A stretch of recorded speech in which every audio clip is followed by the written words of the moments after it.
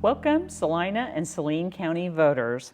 My name is Janet Hansen, and I have the privilege of interviewing the 7 candidates for the USD 305 Salina Public Schools school board positions. School board members represent the voice of the public, and they provide guidance, oversight, and vision for the school districts that they serve. Salina area voters will elect 4 new members to our school board. I am happy to have you joining us tonight, but do not forget to register and to vote in this election. The last day to register is October the 15th, 2019, and of course Election Day is Tuesday, November the 5th, 2019. You can find information about your polling site and your registration status at www.voteks.org. Check it out. Welcome, Dana KOSSOW. Thank you, Janet. We're going to get right to the questions because I really believe that is the best way for the citizens to get to know you, and that's what I'm hoping to have happen here. So first we're going to start with the basic one. Tell us a little bit about yourself. Okay. Well, my name's Dana KOSSOW, and I've lived in Salina for 25 years. We moved from Kansas City. My husband and I did, and we have 3 children. Cayman is our oldest at 24.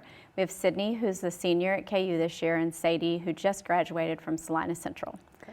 All 3 of our kids started school at public school here and graduated. We had such a wonderful experience with that, which is why I'm here today.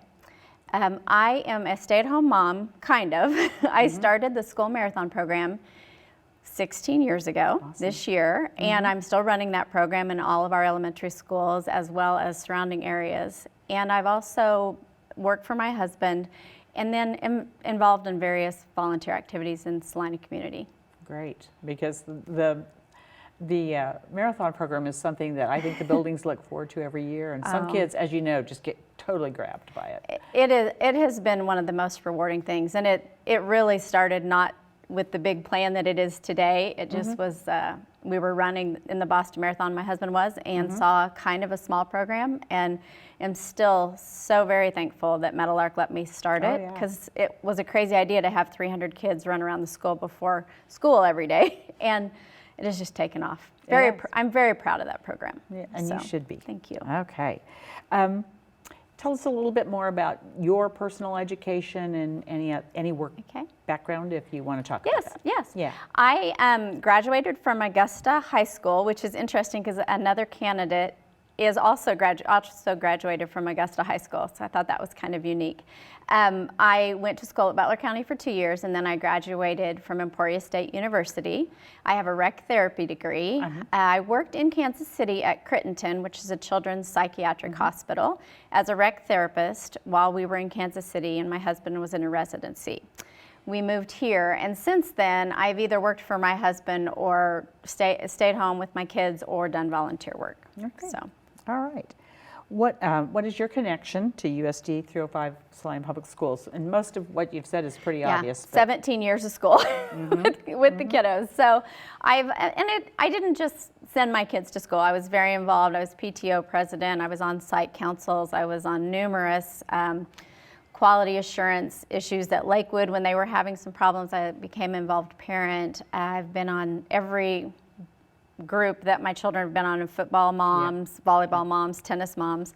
So I've been very involved. And then the marathon alone, we have in every single elementary school, which is really nice because I had only seen Meadowlark, Lakewood, and Central. And with this school marathon program, I've now been in every single elementary school in Salina, met their principals, worked with their volunteers and their PE teachers. And it's amazing how every building has a separate personality, isn't it? And how beautiful our buildings are. They are. I had no idea that there was just such quality in the setup, the teachers' classrooms, the hallways. So it's been very interesting to see every school. It is.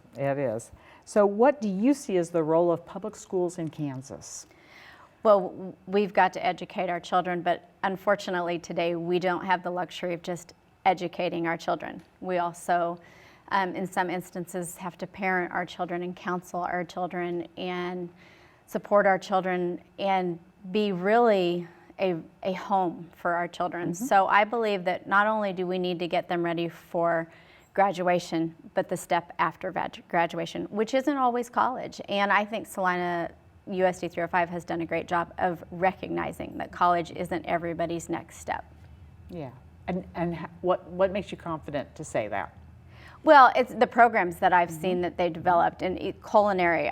Central took off with culinary, and I know Central more than I know the other schools. I hope to get to know them all as I research everything while we're running for school board. But the electronics that we've done, the Central, I can't remember the exact name of the program that we have, but we have a program for electronics and building and drilling and that kind of stuff. And I just find that we really are making children ready for jobs. Yeah. And I've talked to community members who are so thankful that the public education is taking this on. Yep.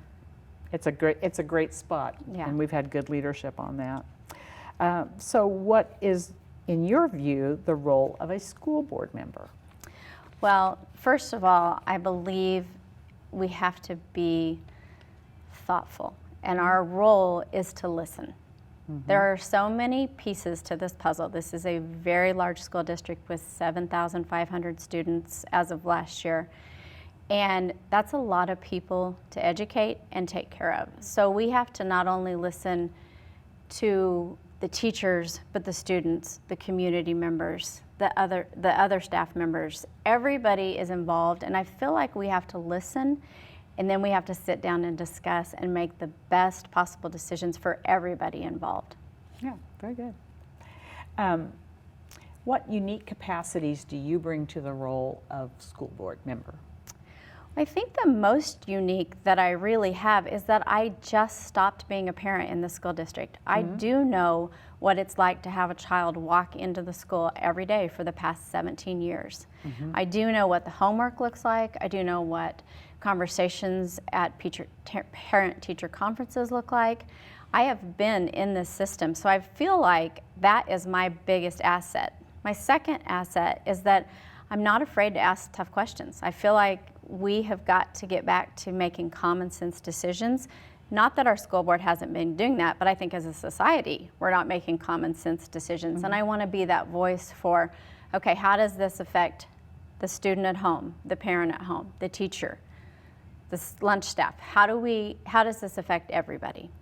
And while I'm not trying to second guess anybody, I think the fact that our buildings run on different schedules is sometimes very impactful to families. Very impactful. I think I had the luxury of staying home, but that wasn't the same luxury. So we did a lot of carpooling for friends who did work. Yeah. One of my other assets, I think, is that I have a lot of friends in the school district. I get to hear lots of what it feels like day to day when you're in the classroom and how it feels to work for this USD 305. So. And teachers have a lot of wisdom, I think, to share. They do. We really have got to listen to teachers. And I think that they have been, but I think we always have to go to the people that are facing the day-to-day challenges of teaching in our schools. Yeah. Do you see a role for the community because I often think about, how busy our parents are, sometimes how it's hard for them to get to school. Do you see a role for the community to support the school? 100%, yes. And I think one of the greatest surprises of the school marathon program wasn't necessarily a goal in the beginning, was the community involvement it brought. I mean, if you walk around these schools, you see grandparents, you see parents, you see moms with strollers, you see a lot of people at that school. And if you're at the school, you're talking to other people, you're getting out, you're hearing. So I think our school community has to keep growing. And I think we're doing a good job of that. But I do think that we also need to keep that line of communication open. And I think sometimes our parents, and as I have a parent view, I've talked to a lot of parents over these years, they don't feel always like they should go to school. We're our children's advocates. We have to be, which is another reason I'm running. I've been my child advocate. Now I need to be other children's advocate. That's right. That's right. So what is your level of satisfaction with funding for Kansas Public Schools?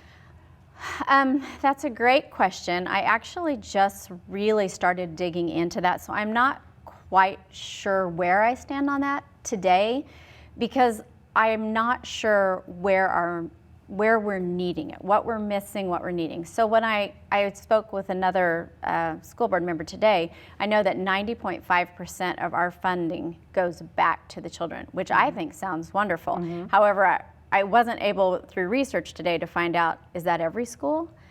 And what do we need? What are we missing? What are we lacking? One of the questions that I hear parents say a lot, and we're not educated on where the money really goes, is, well, what about these great football stadium? Or what about this great tennis court? Why aren't we doing that? And I understand that there's lots of ways we have to fund this school, and it's not as easy as people believe. So I'm looking forward to understanding that greater. Great, very good. So you've kind of already answered the question, how would you change funding? And I think what I hear you saying is that you're going to learn where the deficits are. Yes, we've got to figure that out. It's a big issue.